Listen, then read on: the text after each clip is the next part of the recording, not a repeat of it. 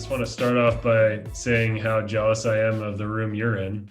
I'm in this like small, I have this brick background, but it's kind of like that 1 inch thick fake brick. And I would say that what's behind you is a lot more attractive.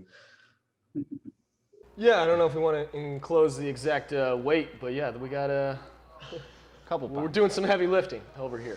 Fantastic.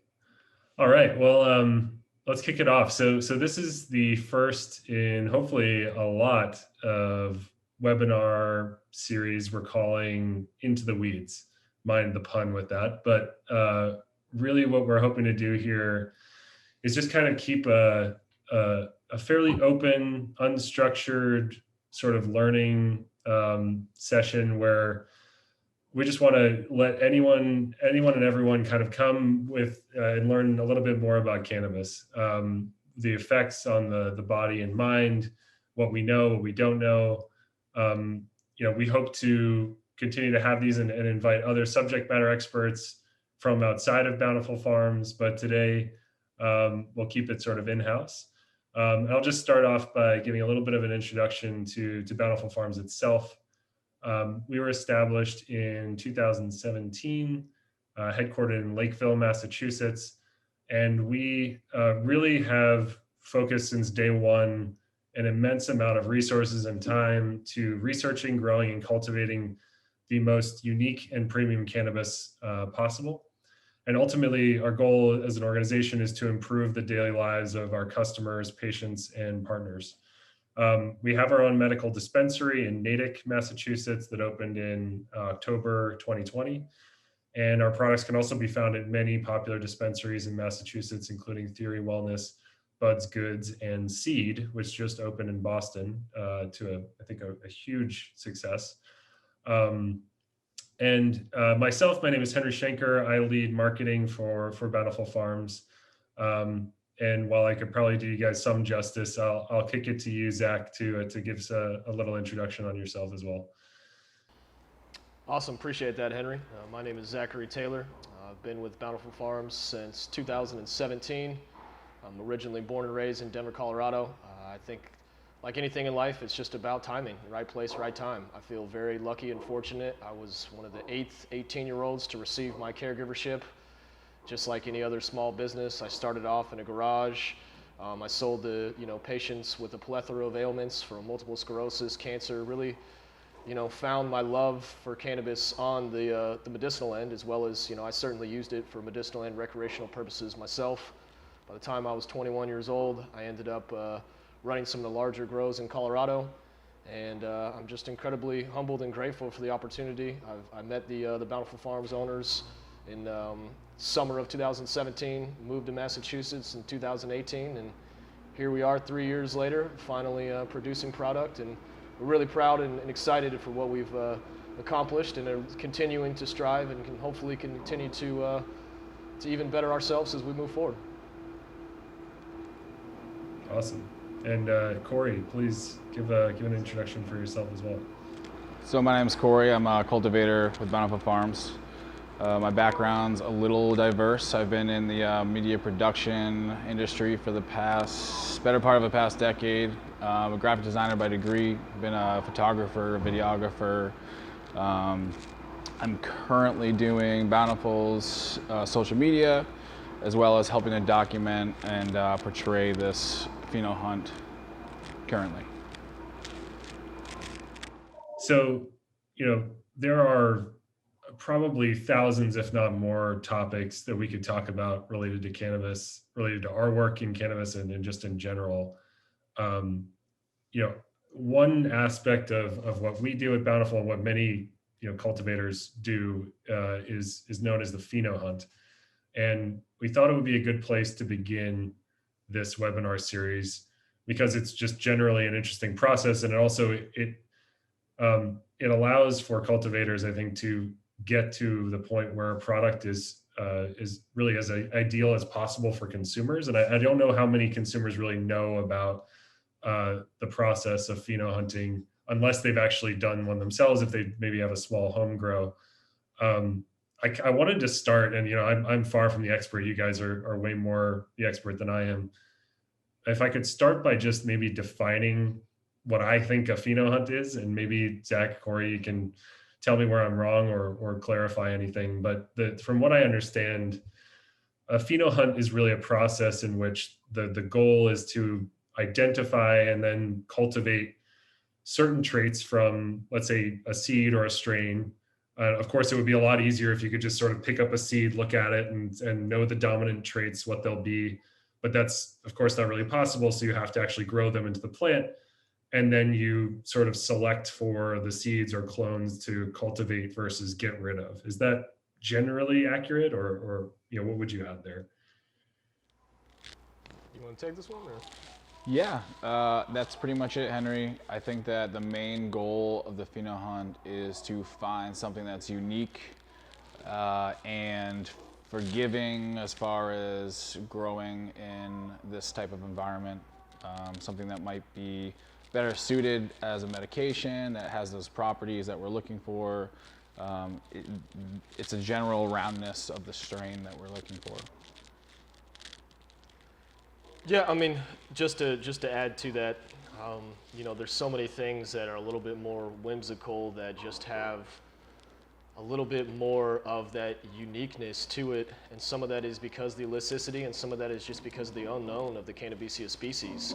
And so I think, to me, what makes a phenohunt so special and so thought-provoking is genomically, unlike other large-scale agricultural crops, we're still in the dark when it comes to cannabis. I've been fortunate enough to be in this commercial sector for quite some time. In 2015, one of the companies I worked with in Colorado, we actually donated. I believe it was out of CU. It was called the Cannabis Genomic Research Initiative, and they were really trying to kind of do this. And there's been other companies that have, in the past, I would say 5 years or so, have really tried to look genomically what makes cannabis tick. And then with all these different varieties, there's so many variables that come into play, and that's really where the simpatico relationship between the genotype and the phenotype come into play. And so, starting from what a genotype, genotype, deals with, the actual, the DNA, the chemical makeup that are responsible for these particular traits. So, we're going back to high school biology, homozygous, heterozygous, big A, little a, and, there are certain dispositions and precursors that take place in a genotype, which then are represented physically by the phenotype. One of the examples I like to use that's always kind of stuck with me is the examples of flamingos. Flamingos themselves are naturally white. It's through the pigments in the organisms in which they eat, and through the phenotypical variances in that environment, based upon temperature, humidity, things like that, which is how vibrant that flamingo is. So, if a flamingo is not eating, I don't know what type of, fish or what species that is, but I know that there's, there's certain, phenotypical, variances that come into play there, where a flamingo will eat certain things and it will cause, more vibrant colors than another one. And, all this coming forward to, cannabis, it's really cool, and it's also daunting at times to be able to plant several thousand seeds, and then to be able to see, we're not able to see genomically how different they are, but phenomically they can be vastly different. And obviously a lot of that is environmental factors, but then there's those predispositions that take place on the genomic level as well.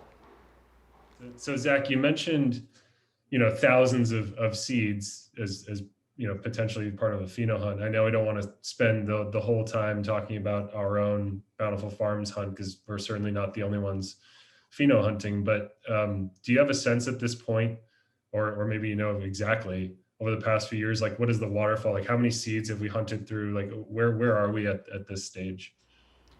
Yeah, we do take pretty diligent notes here at Bountiful. So we drop seeds on February 10th.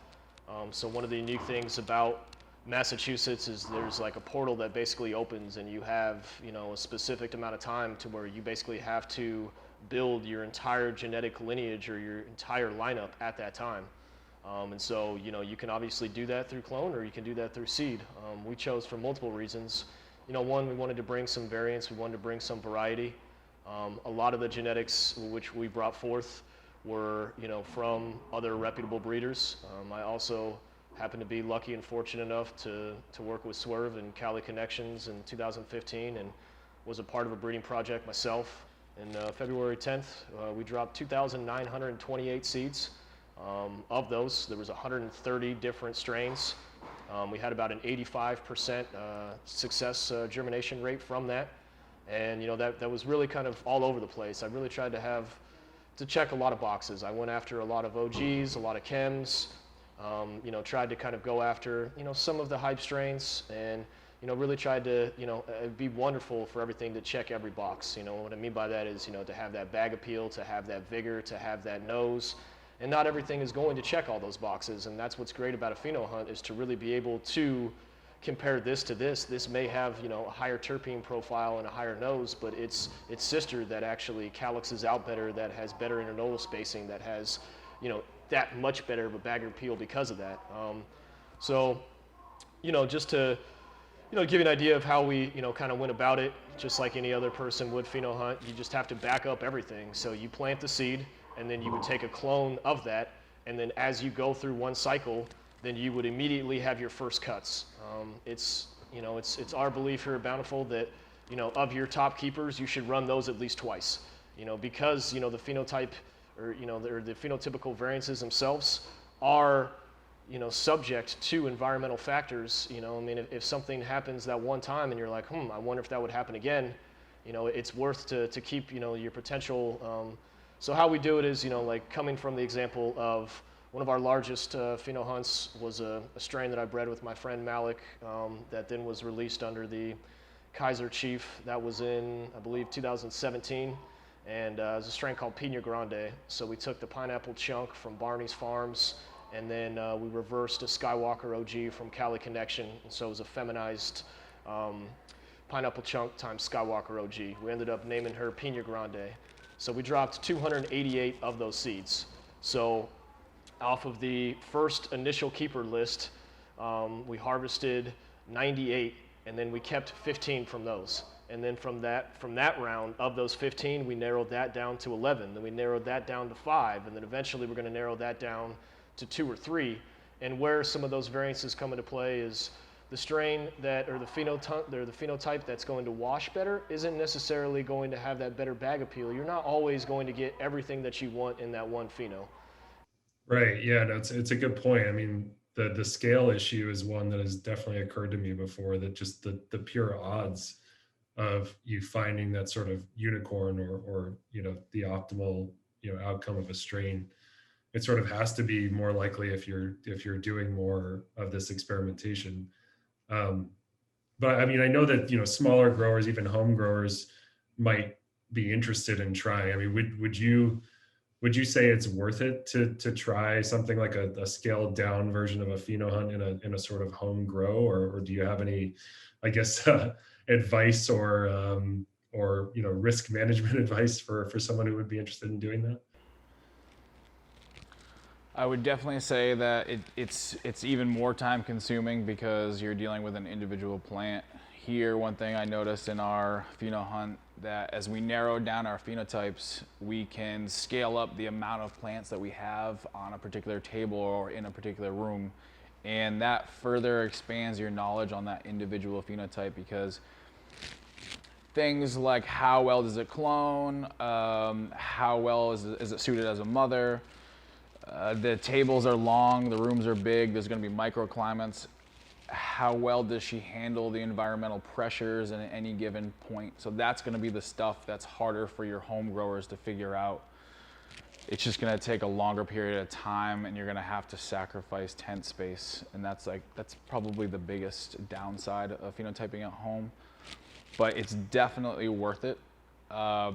There's a big difference between regular seeds and feminized seeds. There is just as much variation in a feminized seed as a regular seed. Stability may be different, but as far as I've seen here, there is a wide variety, even with a feminized seed, which traditionally is thought of as something that's going to be more genetically consistent.